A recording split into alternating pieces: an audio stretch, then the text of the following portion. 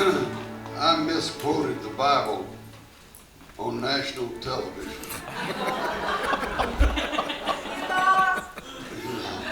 A preacher caught me. Email, not Luke 17:12, Luke 17:21. The 1 and 2 got transposed in my apparatus. I go back to have a look. It is truly something what Jesus says in answering the Pharisees about when the kingdom of God is coming. He says, it is not like that. It will not come with observation. You will not say, lo here or lo there, because it is not something that is arriving in space and time, not anything to be observed. For behold, the kingdom of God is within you. Totally different from what people like to refer to as a medieval time capsule that was the world that he grew up in Tibet. So it's just a fascinating subject, culturally, socially, but spiritually, which is of course why we're gathered today, an extremely fascinating subject. And Lance would be really the first generation of recipients of this lineage and way of thinking and of this spiritual practice. If you could listen to this, to when the sound goes into silence, you could hear a pin drop. Well, they made a game.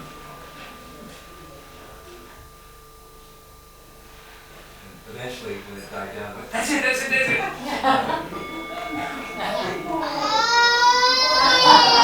Sorry. What other famous figure in Kentucky history has a goatee like him? And imagine if he wore a white suit and a string tie. Well, of course, we would call him Colonel Hamza Yusuf. So our first declaration is to give Hamza. We're proclaiming him a Kentucky colonel here today. So please welcome Colonel Hanson.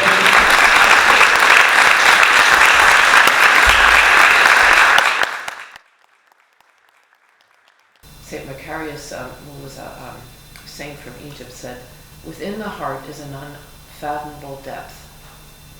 Tim Callisto's Ware, the bishop in England, says, "The innermost heart is, in the words of Dorothy Beck, the place where God alone has access and the human and the divine meet."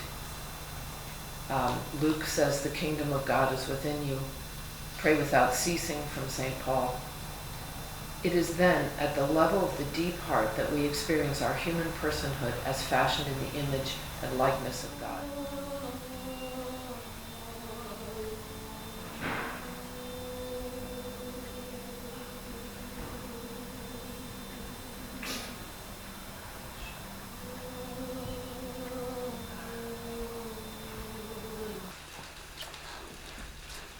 Today, like every other day, we wake up empty and frightened. Don't open the door to the study and begin reading. Take down a musical instrument. Take down a ballyphone. Why not?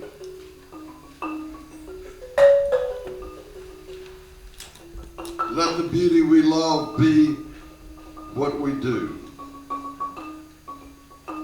There are hundreds of ways to kneel and kiss the ground. Even the heart rusts, and its polishing is through the remembrance of God.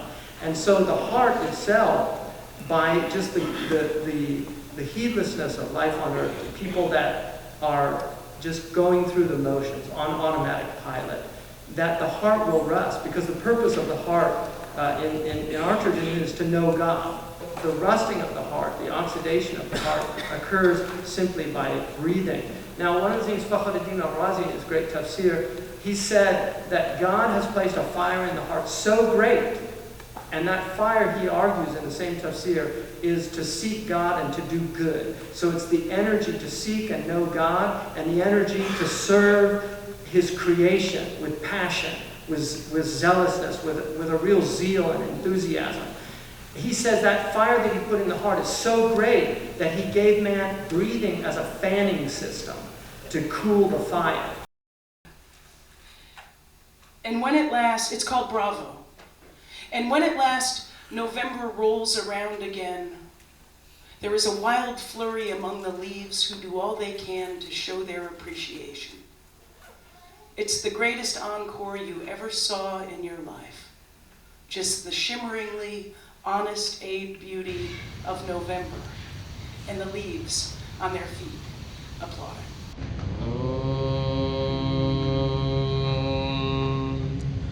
Peace, peace, peace.